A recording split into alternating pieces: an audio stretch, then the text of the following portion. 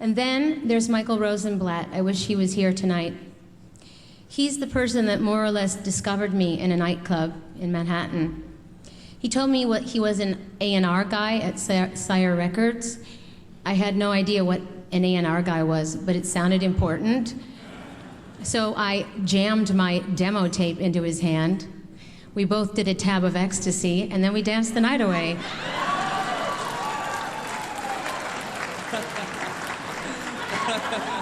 That's the truth. Which leads me to the next person I have to thank, and that is Seymour Stein, and I do think he's here tonight. Seymour, where are you? Somewhere. The legendary Seymour Stein. Yes.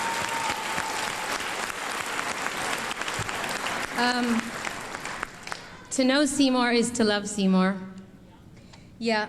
Who takes meetings with people when they're hooked up to IV drips in a hospital bed? Okay? I mean, I thought the guy was gonna die. But he asked me, he was wearing boxer shorts, by the way, and a t-shirt. It was a little bit strange.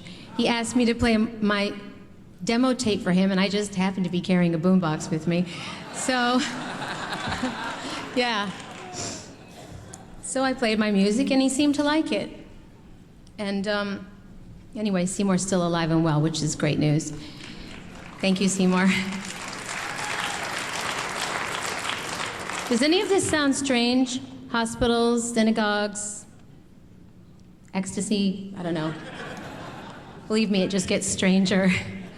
The next person I have to thank is Liz Rosenberg. I know she's also here somewhere. Yeah. She's been and still is the head of publicity for my entire career. Now, does anybody understand the insanity of being my publicist for the last 25 years?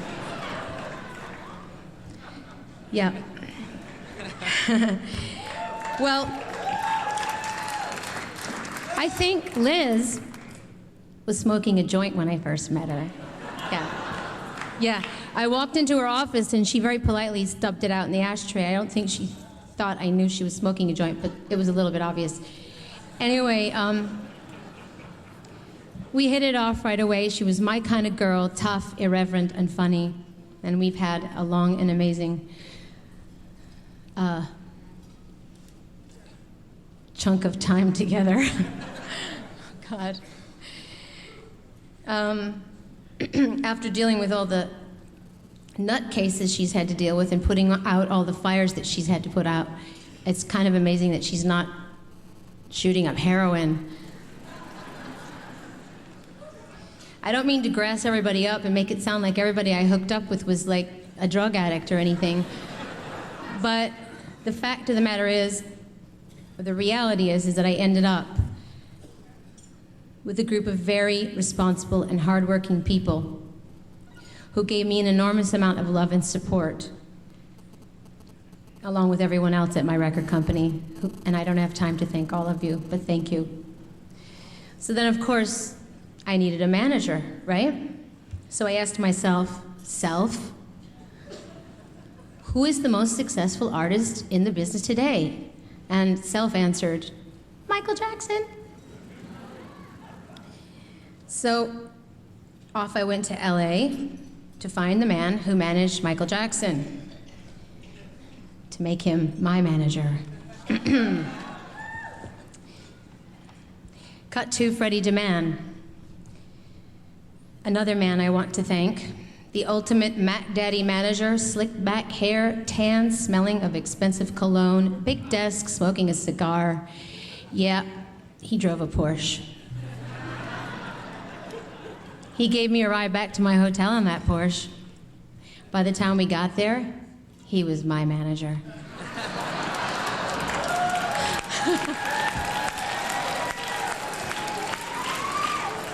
And there was no monkey business, okay?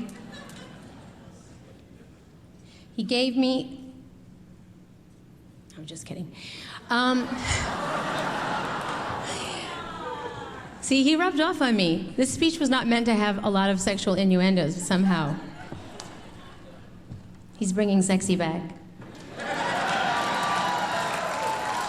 Okay? I'll get you.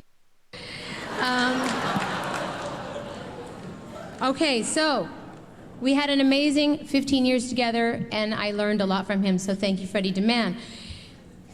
It is while I was with Freddie that I met this incredibly cocky Israeli teenager named Guy Osiri.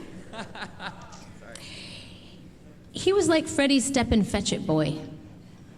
Yeah. He was always putting his 2 cents in, even when, and especially when, I didn't ask for it.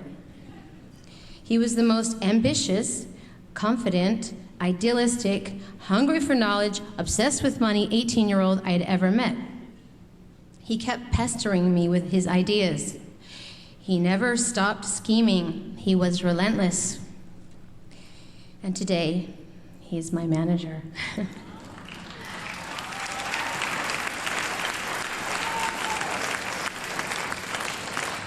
And I know that he would fly to the ends of the earth for me.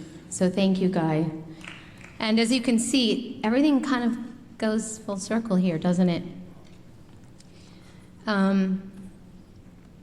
But what's a record without the music, right? That's right.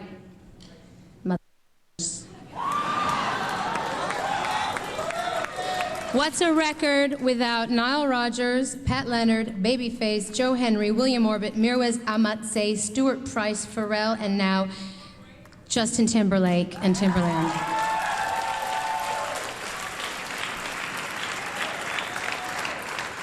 I feel so lucky to have been able to work with such amazing songwriters and producers. I can't underestimate how grateful I am for that.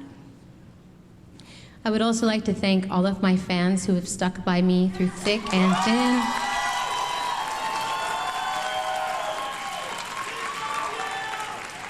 God knows they've stuck by me, yes.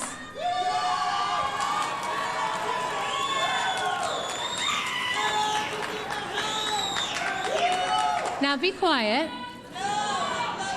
Now they've stuck by me through thick and thin, and God knows there's been a lot of thick. That's not an innuendo. I'd also like to thank the Semtex girls, who are my soldiers, and I know they would walk through the fire with me. Thank you, ladies. To my teachers, my friends, and my family, I thank you all for facilitating this journey, which for me has only just begun, and for reminding me that I am only the manager of my talent, not the owner. I've gone on